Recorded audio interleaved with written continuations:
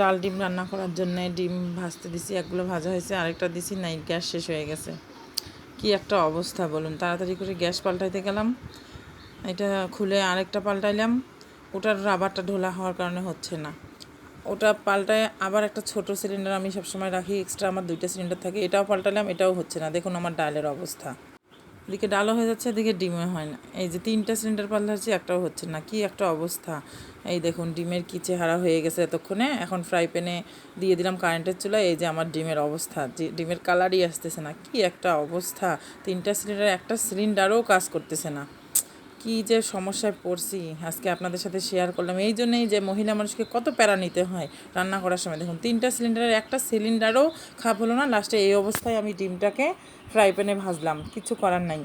এই যে ডিমের চেহারা দেখছেন, ডিমের কি চেহারা রে বাবা, কালারই আসতেছিল না।